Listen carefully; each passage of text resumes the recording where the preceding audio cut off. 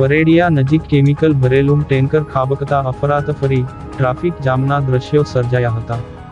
ભરૂચ જિલ્લામાંથી પસાર થતા રાષ્ટ્રીય ધોરીમાર્ગ નંબર 48 પર આવેલા વરેડિયા ગામ નજીકથી પસાર થતી ગોખી ખાડીમાં કેમિકલ ભરેલું ટેન્કર ખાબકતા અફરાતફરી સાથે દોડધામ મચી જવા પામી હતી.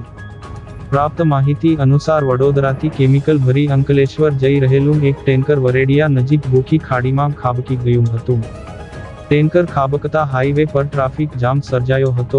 વાહનોની લાંબી કતારો જોવા મળી હતી.